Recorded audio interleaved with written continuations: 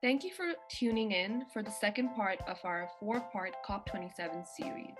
Today, we bring you our mid-COP27 episode where four of our friends will be dialing in. Two of them are calling us directly from Sharm el-Sheikh, the COP27 location. I'm so excited, Simone. Let's get right into it.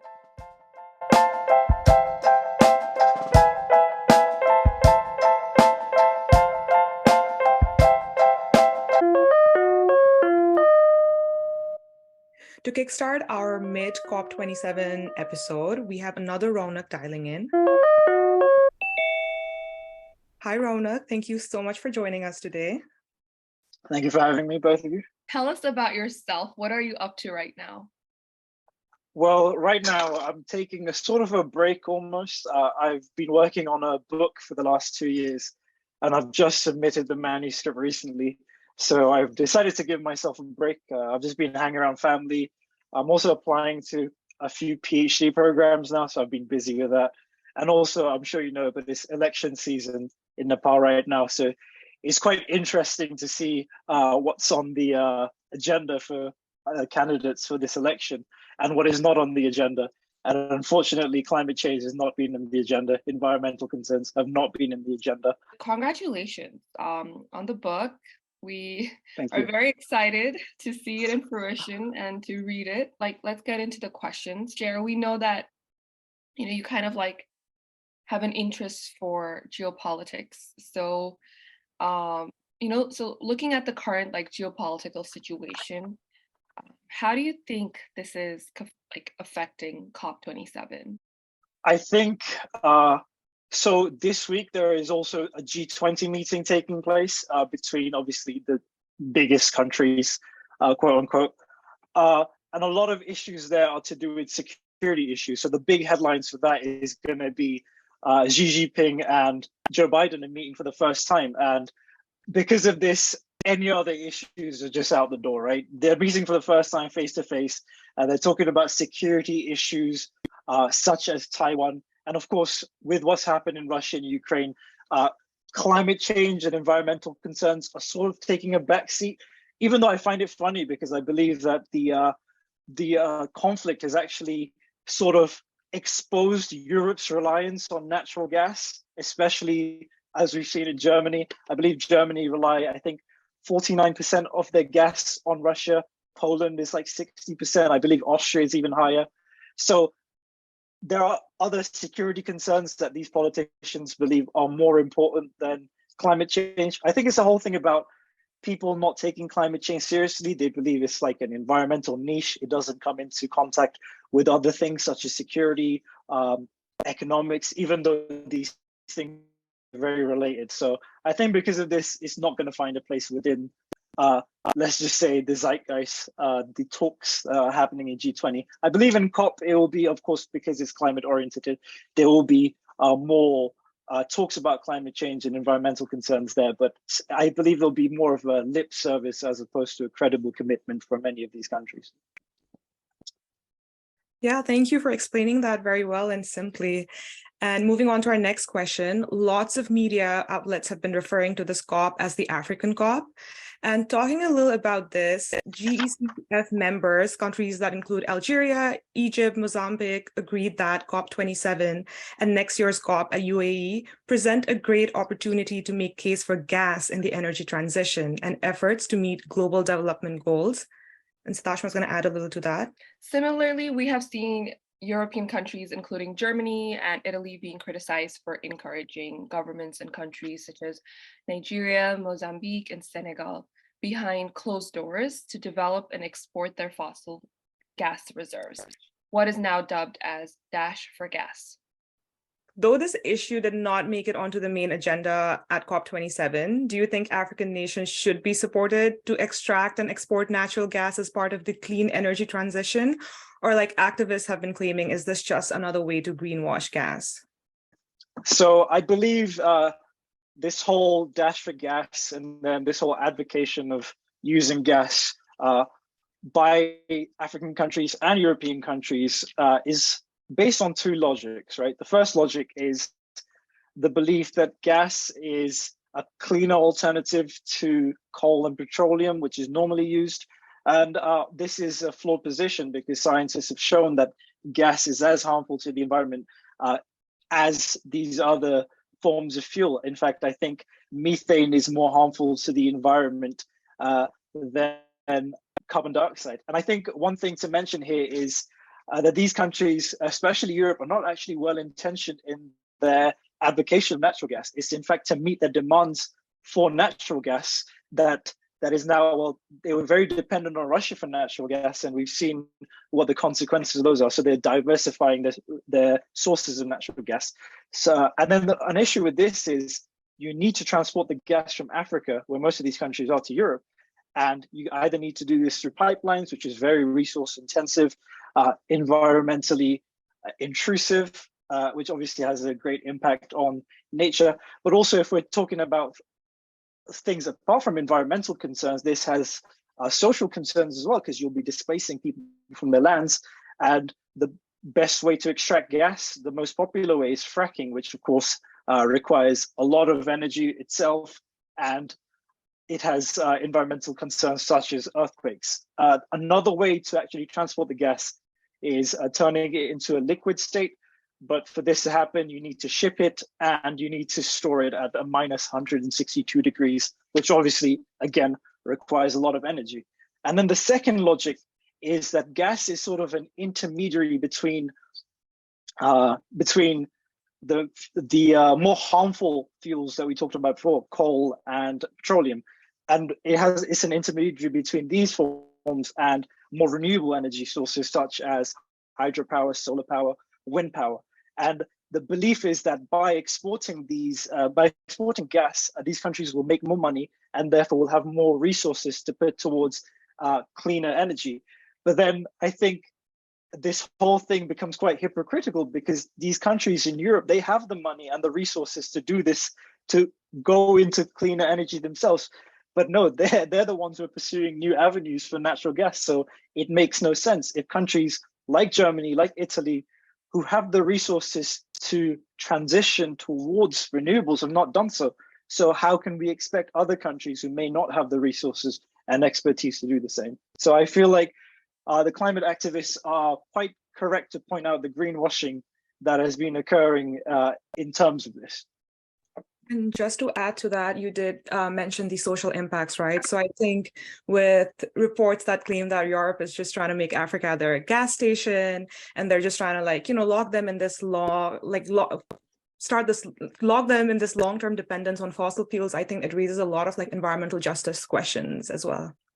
So similarly, United Nations Secretary Mr. Guterres has urged the United States and China to resume discussions on cooperating on climate action, and that the nations had a particular responsibility to join efforts. And President Biden will only appear at COP later on Friday after world leaders have departed. And we believe the Chinese president is not in attendance at COP. So do you think it is necessary for these nations to cooperate on climate actions together, as suggested by the UN Secretary General? And do you think this meeting will actually take place? I think it's extremely pivotal for these two leaders in these two countries to meet and come up with some sort of plan to tackle climate change. I think without their cooperation and coordination, we can throw the 1.5 and 2 degree goals out the window. And I say this for several reasons. One, first of all, being that these two countries are the biggest carbon emission. So they produce the most carbon emissions out of anyone. They're number 1 and 2, with China being number 1 and America being number 2. The second is these two are the two most influential countries in the world. And it is quite obvious that we're heading towards a bipolar world, sort of what existed during the Cold War, with America on one side, China on the other side. And they have a lot of influence on their respective peers, right? America and China have a lot of soft power diplomacy, a lot of hard power diplomacy. There's a lot of countries that rely on them for aid, for other reasons. And because of this, these two countries are almost role models. They set a precedent for other countries. Other countries try to please them in various ways to sort of get concessions out of them. And if these two countries are proactive, are implementing policies to tackle climate change, then other countries are going to follow suit. So it is absolutely pivotal.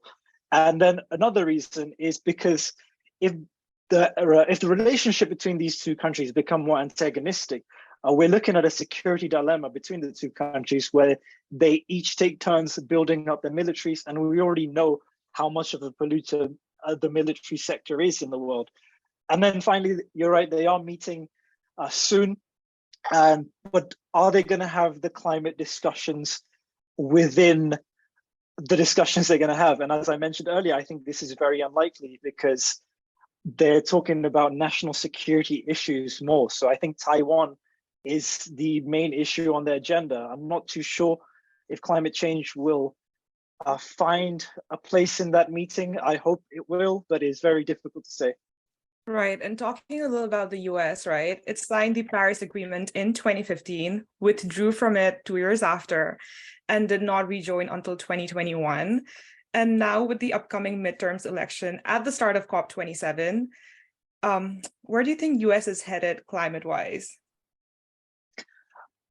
I think I like to be optimistic about these things. I think with the change of presidency and the current positive trends I'm seeing with the midterm elections, I believe there will be a more, well, compared to previous years, there will be a more active participation in the climate space and in environmental space.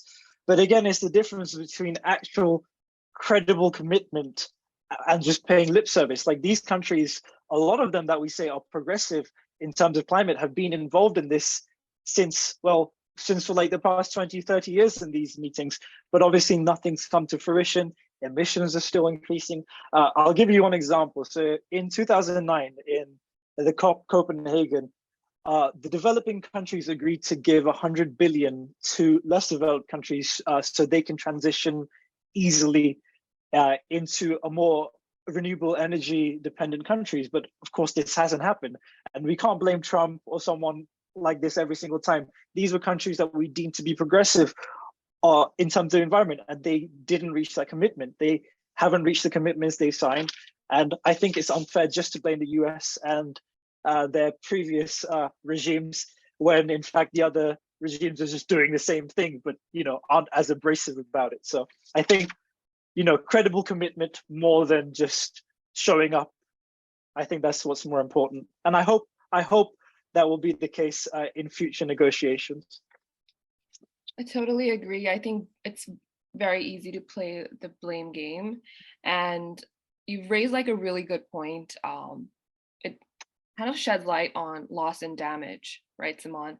Like this entire concept, people are treating it like it's completely new and it's like fresh on the agenda, but it's been there for many years. And talking about commitments, I do want to hear a little about what you think about China's commitment, right? In 2020, they were like, they want to peak their CO2 emission before 2030 and then start heading towards carbon neutrality by 2060.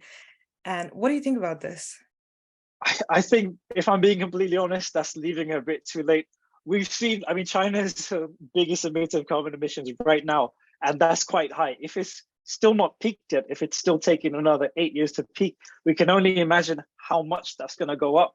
And I feel like that's not immediate enough. That's not proactive enough in terms of dealing with the climate change. So I believe China needs to, push for more renewables as soon as possible, rather than, in the distant future. And I think a problem with, like the Western countries saying this to China, they can easily say, well, you guys got to develop, why can't we? You guys are the ones that have been polluting for, since the industrial times. We're an emerging country. And it's not just China that can say this, it's other developing countries. India will be saying the same thing in a few years. And then as more countries develop, they'll also be saying the same thing. So, with the rise of like the middle class in developing countries, they're going to want bigger cars. They're going to take cars instead of public transport. They're going to want houses that are heated in the winter and cooled in the summer. And because of this, the carbon emissions are going to rise in developing countries, which is another reason why 1.5 and 2 degrees looks almost like a pipe dream right now. So I think it's unfair just to say it to China because other countries are going to be saying that soon enough. Thank you for painting the reality so well. With that, we would like to end this conversation. Thank you so much, Raunak. We really appreciate your time and we really enjoyed your answers. Thank you once again for having me, guys.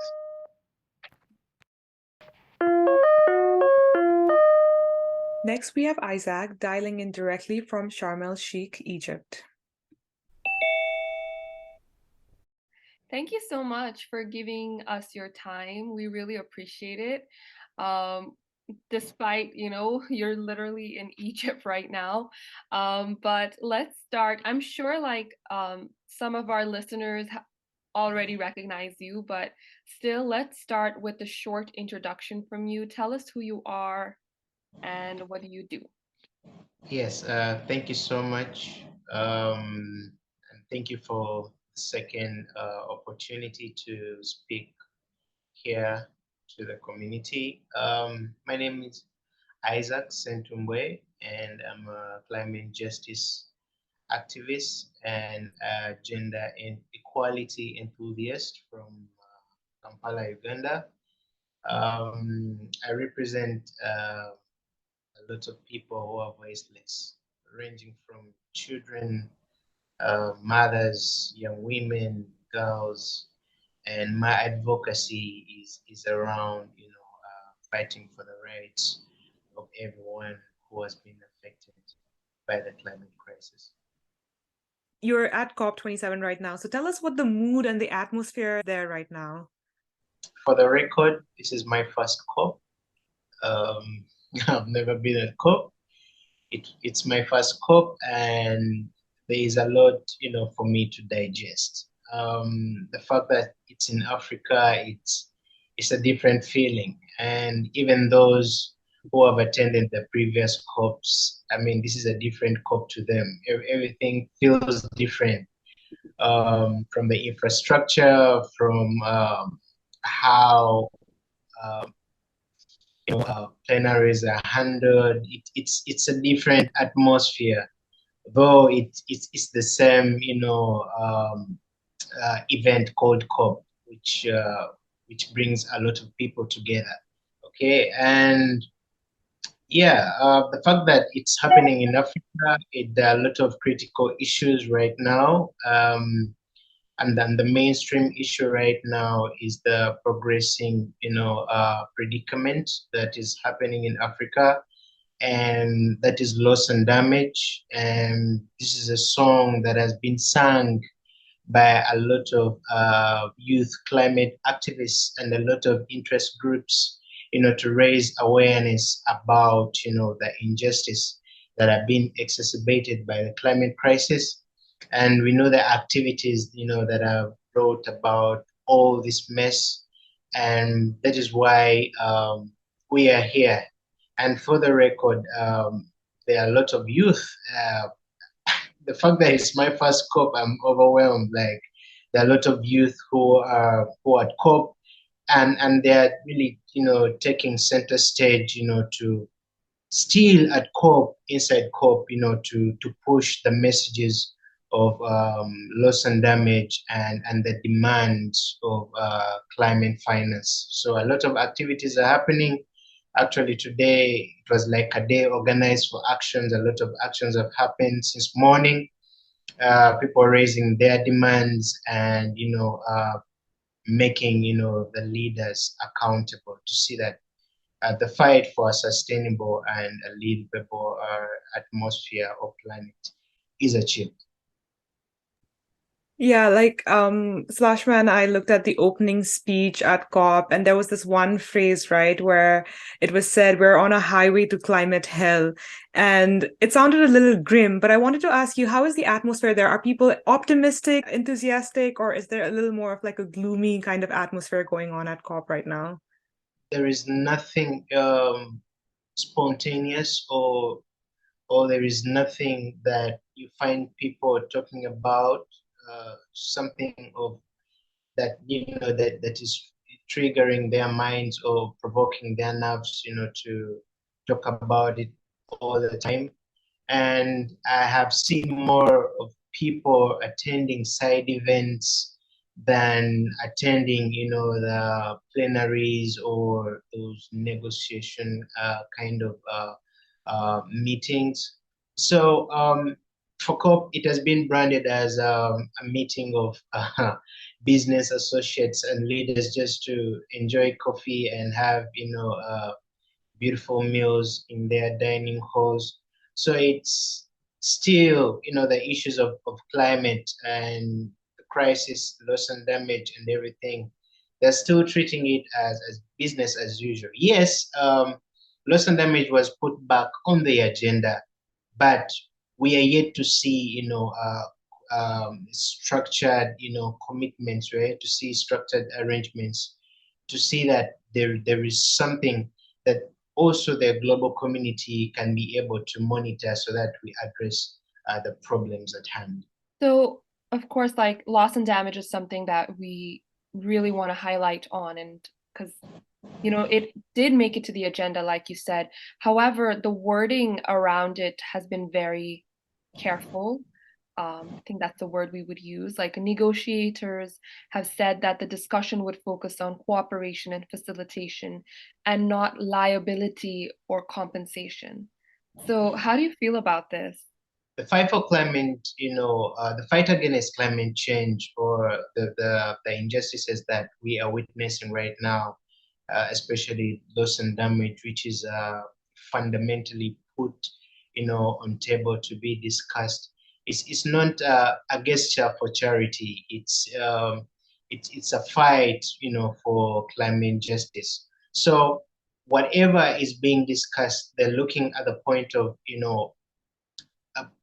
making people, being able, to live a life that is supposed to live, so that people can, go back, to their normal ways of living, so that the changing weather patterns, do not, affect, people the way they are doing right now. Because we must understand there are a lot of events that are happening, fossil fuel investments that are new and everything. And the fact that, based on the statistics, 80% of global CO2 emissions are coming from fossil fuels. So all those things, all the things they're trying to discuss around loss and damage, they're looking at the point where it's not that they're trying to compensate people so that they live comfortably for a very short period of time. They are looking at solutions that point out sustainability, long-term solutions. They're looking at, solutions that will help, people moving forward have, better practices, involve themselves in sustainable ways of living, so that the predicament that we're in right now, or the mess that we're in right now of loss and damage, doesn't happen. And also, they really want to see that the global north countries take responsibility of the mess they created. That is why they really want to see that the money that comes in, especially for the loss and damage, it comes in as a grant, not a loan, because we have seen a lot of donations coming in the global south countries as loans, where the country has to give back something in return. It may be agriculture, it may be, I don't know, any sort of return which is put down as a condition. So they're looking at, okay, global north countries, you did this, you're the reason why we are in this mess. So we need to see you do this. We need to see you put the money on table, which is going to solve ABCD, and is going to solve, for a long-term basis. So at the end of the day, at the end of the 2 weeks, we believe there is something that will be structured, that everyone will be following, from the leaders, from the policy makers, and for the global community to be able to have the heads up of what is happening in the climate world. Right. And just to add to that, I was just listening to what the climate change, I think, federal minister from Pakistan had to say. And she was just talking about how it is time that we recognize that the financial system is just what we have in place is just not working right now, just like you said, Isaac. So thank you for that. answer. And moving on, you did talk about how this year people have been calling this the African COP, right? So just talking a little about that. Egyptian Environment Minister Yasmin Fouad told COP27 that Africa needs up to 41.6 trillion to address the devastating impacts of climate change by the end of this decade. And, like you said, while there has been some advancements and cooperation and talks going on between the global North and global South, do you think that Africa's voice has been heard enough at this COP? Let me say it like this. The reason why they're talking about, the $4.6 trillion for the next, whatever dollars for the next decade, they're talking about that right now because COP is in Africa. When we were in Glasgow and they put loss and damage, at the center of discussion, at the end of the 2 weeks, it was scrapped off, and that was sad. Now they are trying to play it smart because COP is in Africa. They're giving audience to the Africans to discuss their issues. And that is why they are putting all these things in place. But we must understand or remember that since the Paris Agreement, when they promised the $100 billion, the global North countries have spent over $4.6 trillion. That is investment in fossil fuels. And I'm asking myself, why is it coming right now at the time when COP is in Africa and they're going to put money on table for the African countries or countries from the global South, to mitigate or to recover or to repair? That is really ironic because that would have been said in Glasgow. Why is it happening in Africa? It gives me a feeling that the next COP that is going to happen, I don't know where, or UAE or any other country, is going to be a different conversation. That for sure. It's going to be a different conversation. And I am watching to see how this year goes until the next presidency of COP, what they are going to be talking about. Is the commitment of $4.6 trillion going to be addressed or honored, or the conversation is going to change to, okay, let us lessen, that is a lot of money, then let's handle these other issues that are also in the climate atmosphere. So I think they are bringing about all these things into place just because COP is in Africa. When COP is done, when the 2 weeks are done, the conversation is going to be totally different. That I am for sure. Thank you so much for giving such an an insider's perspective. I feel like we read, right? We read what has been published. So it's really interesting to hear from somebody who's there on site. So I guess kind of moving on a little bit from loss and damage, there has always been backlash about the presence of delegates representing large oil and gas firms, right? And this COP, it was reported that their numbers have significantly increased since COP26. And it was quite shocking to us that the chief executive from BP, along with other employees, so they were a part of the delegation of the West African nation Mauritania. So what do you think of this?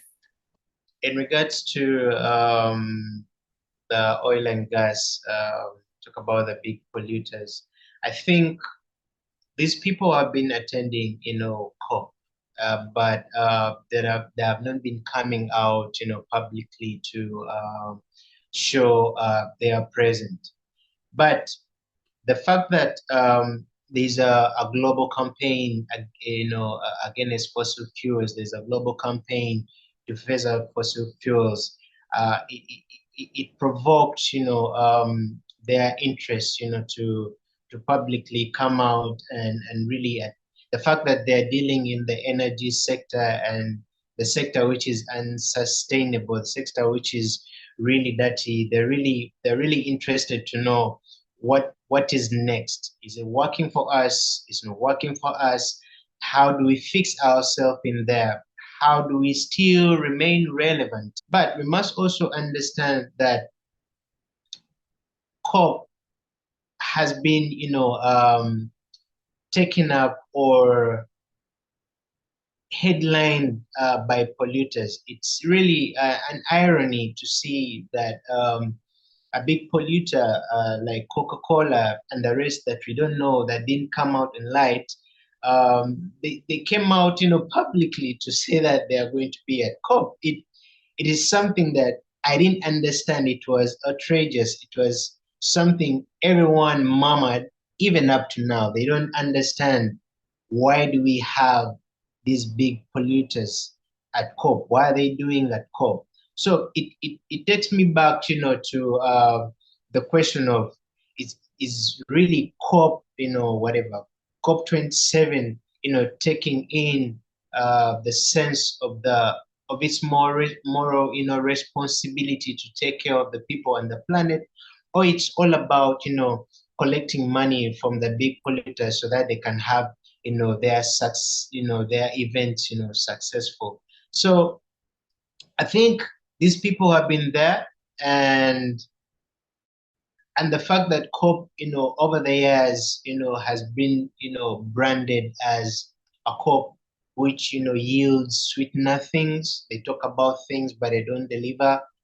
Right from the $100 billion from COP15 up to now, we have never seen anything.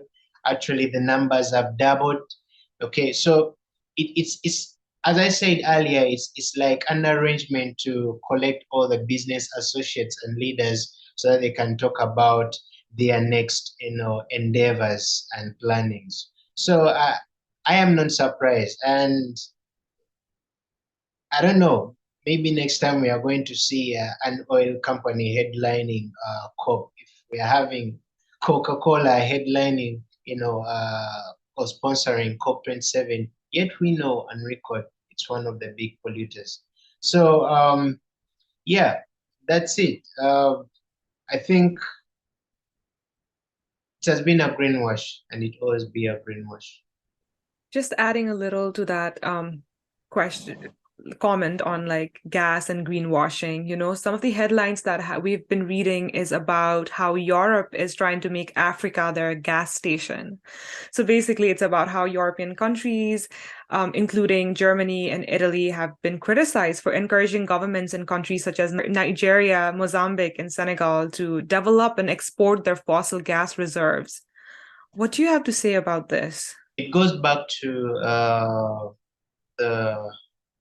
the unpleasant event in Europe, and that's the war in Ukraine and Russia. And we all know that Russia has been the sole provider of gas and oil to most of the European countries. Talk about Germany, talk about Austria, all the countries that you know in Europe. Russia has been feeding them. And amidst the sanctions against Russia, I believe Russia sat down like, okay, let's not give these guys any more oil or gas or whatever, and let's see how they are going to survive. And the truth is, these European countries have been in a crisis. Even up to now, they're still in a crisis. We have seen how Liz Truss had to back down from being the Prime Minister of UK because she failed to deliver a structured arrangement on how she's going to deal with the energy crisis. We have seen how Olaf Scholz of Germany is still, at crossroads on how he is going to, solve the energy crisis. Now they are shifting that to Africa. We have seen that in Senegal, where the Senegalese, fought that. Fridays for Future and a couple of youth and interest groups, they fought that. Internationally, we got together to fight that. And we are seeing how they are shifting their sources in Uganda, where I live, and Tanzania, the Tilenga project and ECO project, where they are trying to build the East African crude oil pipeline. And Total, a French company, is really sitting in our country, lying to people how the oil is going to benefit, yet they're trying to, get solutions for the energy crisis in their countries. To answer your question, yes, it's true. they are shifting, their energy sources to Africa. But we as Africans, the fact that this is the age of millennials who really want to, inform themselves, and they don't want, and we at a time where people are tired of seeing, a modern kind of colonialism, coming to their countries. That's why they stand up, come up front and fight, these injustices and fight these vices before, they digest into the system of our countries, before they digest into the systems of the people. And that's why we rise up, for the people and our planet, because that's what we are left to do. Completely agree with you, for the people and the planet. So we kind of want to wrap up our conversation by asking you something that's a bit personal to you. When you were our guest earlier this year, we asked you a lot of questions about just how gender rights and how it is very intersectional with climate justice. And your message was very strong as well. And so November 14th is marks Women's Day at COP27, right? Which brings together female leaders to discuss gender issues within the climate agenda. So I guess we just want to know, from your observation, what has the voice of women at COP27 been like so far? And we have one more week left. What do you expect in the next week? Oh, such an interesting question. The truth is, the voices of women and the young women and every woman, at COP has really been felt. I've had a chance to move around, the whole blue zone, and I have seen a lot of, engagements, being headlined by women.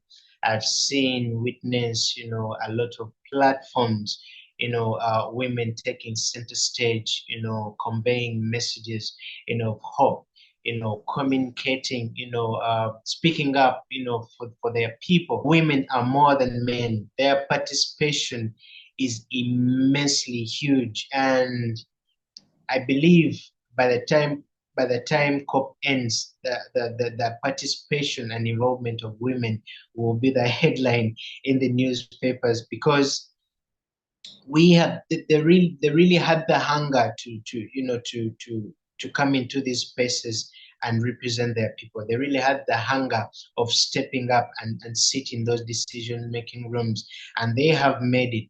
And I hope it doesn't stop at COP. I hope this movement, goes, out of COP and, spreads all over the world, because the voices of women, the voice of women is imperative. Why? Because they possess the ingenuity, which isn't only for the betterment of themselves, but for the betterment of their communities.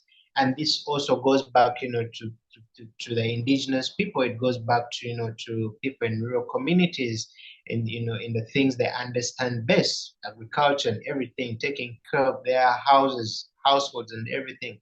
So I think, the voices of women are imperative in every space, because, naturally they know how to take care of things. Naturally, they know how to take care of business. And I'm really, really happy to see that there are a lot of voices that have come up, and they're being given audience, and they are being heard. Speaking of women's voices, we will be speaking with Aidah next. So we're very much excited to hear her voice too. And thank you so much, Isaac. This has been really great. Thank you too for having me. And thank you for leaving this conversation with such a positive and powerful message, Isaac. It's always so great to talk to you. Next, we have Aidah, also dialing in directly from Sharm el-Sheikh, Egypt. Hi, Aidah. It's so good to have you back on Anthropause. We know that you've had such a busy day at COP today, so thank you so much for taking time out of your busy schedule for us. So let's start with a short introduction from you. Tell us a little about you, a little refresher for our listeners. Okay, so my name is Aidah Nakku. I'm a climate activist from Kampala, Uganda.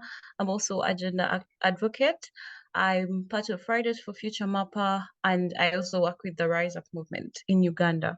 Let's get right into it, Aidah. Please tell us about what the mood and the atmosphere has been at COP27 so far. So far, things have been a little bit tense, with everyone being conscious about what they say, what words are in their shirts, who they're calling out, what kind of actions are they involved in, what pavilions do they want to attend, just for their security and safety. But at the end of the day, we're all trying to do our best to represent our communities as best as we can and to make the best of COP27, because I mean, we are at the front line and we have to best represent our communities and make our demands known now that we're here. Yes. Right. And also the agenda for COP was finalized last Sunday. So we just wanted to ask you, what are some topics that you are excited about that have made it onto the agenda? And what have you been following? And what should our listeners follow as well? Okay, so at the start, it was good news that loss and damage was finally put on the agenda for the past year, building momentum up to COP27. My team and I, we've been doing a lot of storms, a lot of on-ground campaigns, trying to push for loss and damage. And it's unfortunate that we have to have Twitter storms, we have to do on-ground protests to make people know that loss and damage is actually happening. We have experienced it firsthand, we have seen it firsthand, because if by the time someone has to post videos on social media and show you that these people have lost their lives today in a flood, but you still cannot put loss and damage on the agenda, it's very unfortunate. And we are glad that it was finally put on the agenda. We just want it to be the center of discussion and be put at the very top, because this is something that is very crucial at in our time. And we, as the young people that are here fighting and trying to make everyone see that this is happening, we inherited problems that our generation did not cause, and we are trying to make the people that have caused this loss and damage to listen to us.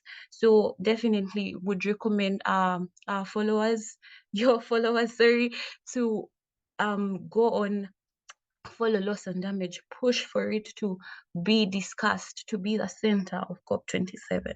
That was such a perfect segue to our next question. Loss and damage made it to the agenda, yes. However, we've observed that the wording around it has been very careful, and we spoke with Isaac a little about this as well. So negotiators, they said that the discussion would focus on cooperation and facilitation and not liability or compensation. So what does this mean, and how do you feel about this? Well, it's very unfortunate that the people that have caused this crisis are now trying to downplay it and brush it under the carpet, instead of coming up and taking responsibility, try play their part in a crisis that they caused. It's it's like they're mocking people that have actually suffered this loss and damage firsthand. You cannot come and say we are going to facilitate or cooperate. It's like there's going to be conditions surrounding how we can help the loss and damage, but you have to take responsibility for your part in the loss and damage, in the compensation, for the loss and damage that you have caused. Right. And just talking a little more about that, you know how this conference has been dubbed as the African COP this year. And we just want to know from you, we've seen that there have been advancements and cooperation between the global north and global south, and there have been talks going on. But do you think Africa's voice has been heard enough at this COP? Well, unfortunately, I can't say that, because just getting African delegates or African activists to this COP27 has been very hard.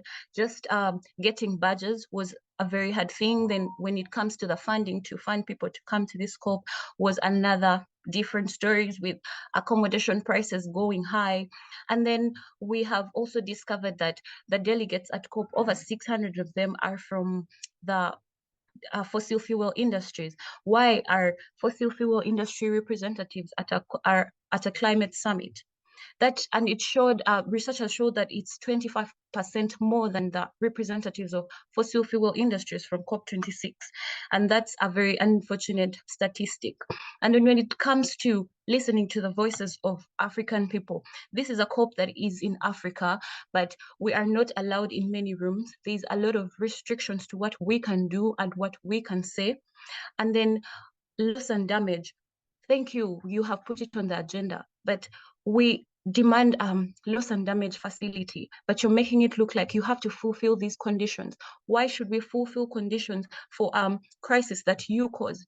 You are supposed to just take responsibility for it without any conditions to give a compensation to these people on ground that have actually experienced the loss and damage.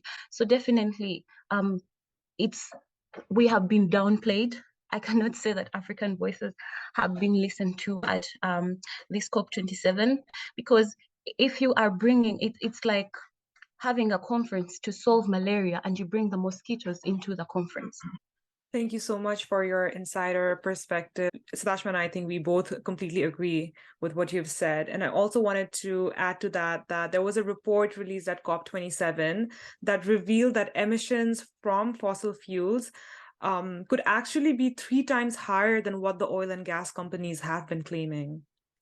Yes, I totally agree with that, because imagine someone is making a profit of 300 million as a company. They're not going to display all those profits. They would probably say 250 or less than that, so that their taxes are lower. So that we don't say that your emissions are so high, that means your compensation has to be higher. Their focus is basically profits. They don't care about the communities or the people or the price that others have to pay.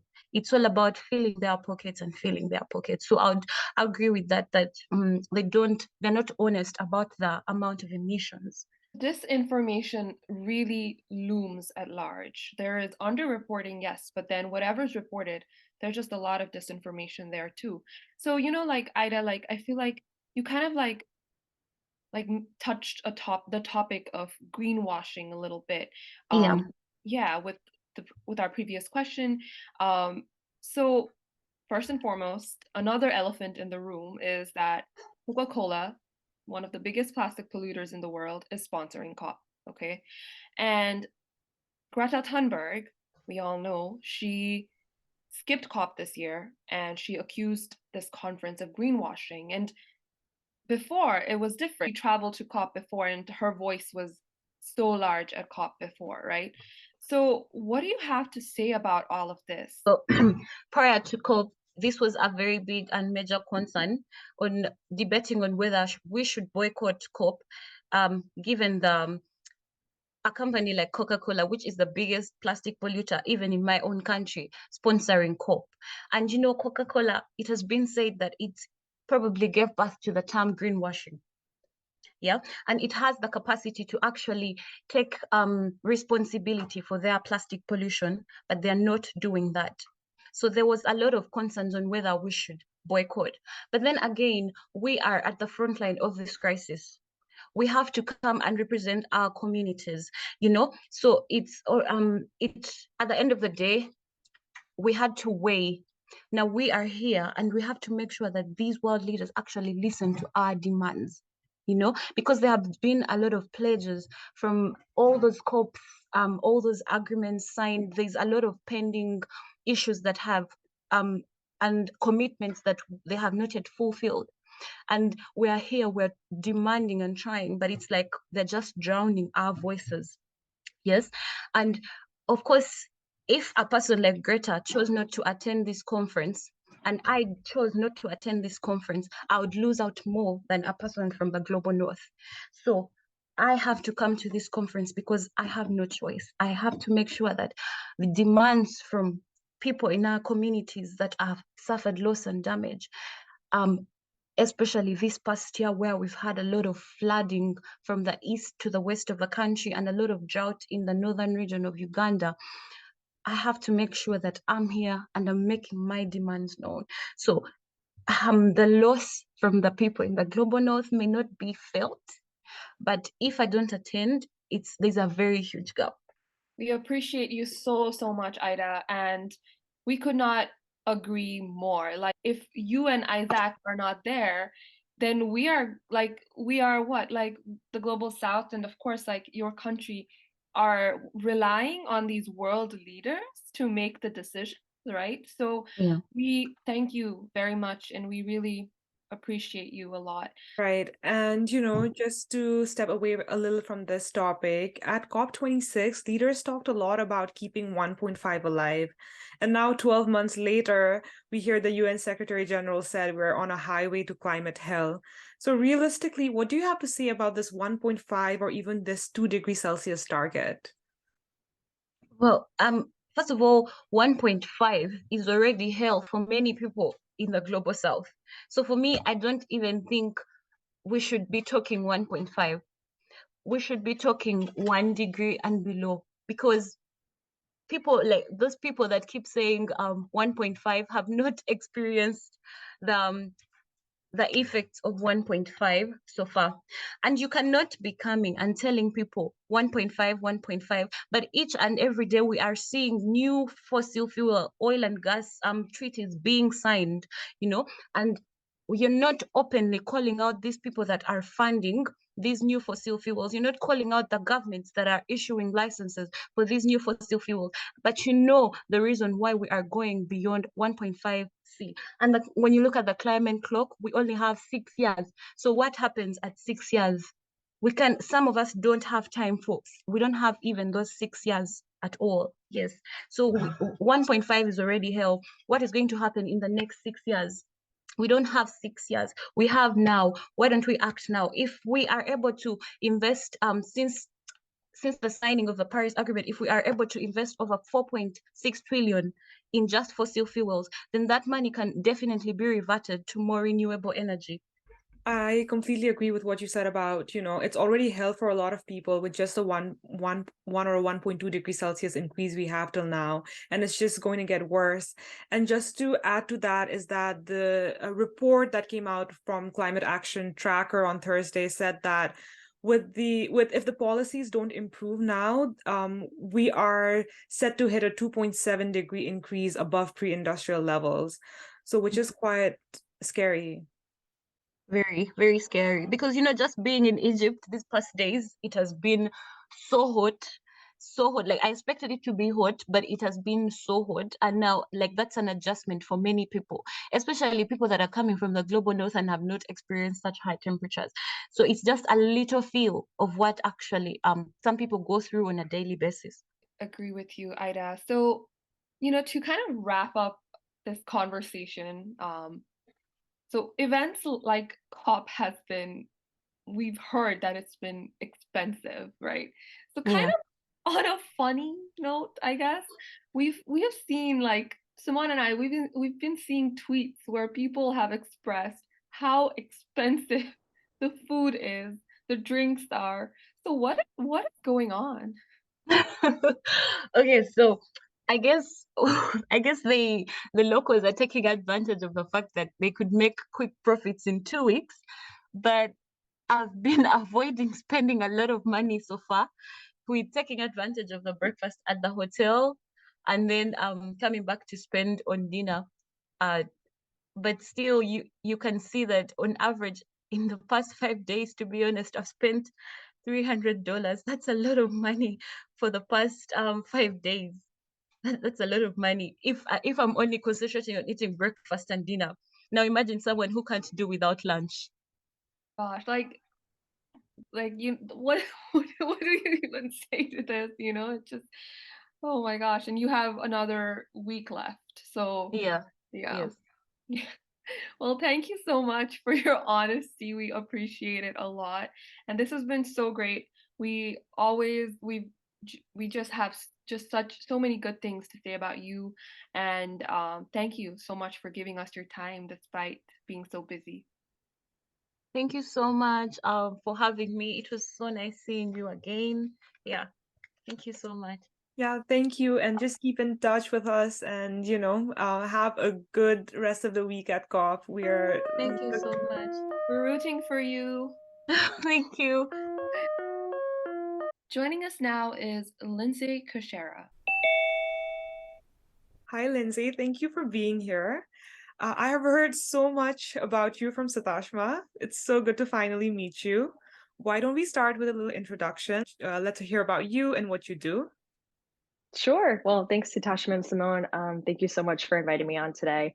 My name is Lindsay Kuczera, and I am on the climate and energy team at National Wildlife Federation. And our team really focuses on advancing and advocating for equitable climate-focused federal policy. And so the way that I help the team advance this advocacy work is really by researching and creating educational communications and research products that really center people and wildlife at the heart of our climate and energy crises. And I also assist in things like community engagement and partnership projects.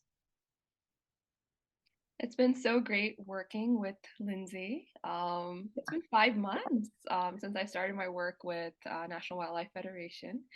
So our conversation with you is obviously very timely for many reasons. But to start with, Europe had one of its biggest energy crisis in the past year.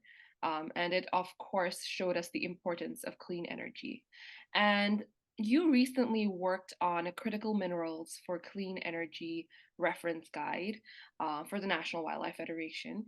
So can you tell our listeners what critical minerals are and what their role is in clean energy transition? Yeah, absolutely. So critical minerals are simply natural mineral resources found in our Earth that the US deems essential to its economic and national security, and which also have a vulnerable supply chain. So currently the USGS, the United States Geological Survey, recognizes 50 critical minerals in total. And so this has been an increasingly urgent conversation among lawmakers and the federal government because in order to lower our greenhouse gas emissions and their associated impacts, we have to transition to renewable and cleaner forms of energy generation, which means more mining of these critical minerals. So you've probably heard about the need for like lithium and cobalt to make electric car batteries or rare earth elements to make wind turbines. And in actuality, we've always needed these minerals to build things like computers and smartphones and other consumer products. But because we are so far along in the climate crisis now, the scale at which we need to mine these minerals to create renewable technologies at scale really presents its own set of environmental and social challenges. Thank you for such a brilliant answer. We will link the reference guide in our bio. We have talked about what critical minerals are and their role in clean energy transition. And now when we think about it, the 1.5 degrees Celsius or even the 2 degrees Celsius target seems a little unrealistic, though I don't want to say it. And the US has set ambitious net zero goals, which can't be met without a clean energy transition. Now, let's talk about the concerns that come with critical minerals. What are some of the socio-environmental concerns? Yeah, excellent question. So there's a lot to consider when we talk about mining for critical minerals, and I'll start with basically some background. So the US has historically been reliant on foreign countries for many of these minerals. For example, we import more than 90% of rare earth elements, 75% of cobalt, and around 25% of lithium from other countries. Now, this isn't necessarily because the US doesn't have reserves of some of these minerals. Rather, it's because a lot of the top countries that produce and export these minerals also have the infrastructure to process them and get them to a state where we can use them in products. So even if we mine here domestically, depending on the mineral, we still need to ship it abroad for processing and refinement, and then potentially ship it to another location for manufacturing into, say, a solar panel. So all of this, again, very circumstantial depending on the mineral and the location. But as you can imagine, it creates a lot of transportation emissions. So if domestic mining is the route that we're headed, which seems so from recent legislation, then we'll definitely need to build the infrastructure to sort of keep it in country as well and reduce those emissions that are associated with mining and transportation. We'll also need to carefully examine where those mineral reserves are overlaid with vital fish and wildlife habitat and cultural resources. Some places are just simply too special and too sensitive, and the risks are just too high. And in those instances, we just shouldn't mine. Now, when we talk about the environmental implications, we're talking about pollution, we're talking about heavy metal contamination of water and agricultural soils, we're talking about water depletion and air pollution, and all of this, as you can imagine, really impacts the workers, the health of the workers, the neighboring communities, and of course, like wildlife and the ecosystem. And when we're looking at the social implications beyond those public health issues, we circle back to the fact that certain clean energy minerals are really concentrated in just a few foreign countries where there are known to be human rights abuses, child labor, and unsafe working conditions. And of course, climate change is why we need these minerals in the first place, right? But climate change is also impacting mineral extraction now. So certain minerals like copper and lithium are particularly vulnerable to water stress because their extraction requires such large volumes of water. And so sustainable water sourcing and use is important to consider, especially when we have these continuing severe droughts caused by climate change. And in fact, many reserves in America are actually in drought-prone Western states. Like, those are obviously some serious concerns. And we really appreciate you clarifying that it's not that United States it does not have these mineral deposits, but it's just like the infrastructure that's built, that is set up currently, is just not adequate. It does not meet the demand, basically. But, from our conversation and from what we hear and what we read, of course, it is evident that the United States is pursuing an increase in the supply of critical minerals. So let's say that this does become possible, okay? Will it affect the circular economy, or what do you think? So we could start maybe by talking about what circular economy is. And I think people are very familiar with it. It's basically just keeping materials and products in the marketplace for as long as possible. We're all very familiar with recycling, which in theory is, creates a circular economy. But we know there's a lot of issues and holes in that process, as evidenced by the pollution problem, the plastic pollution problem that we have.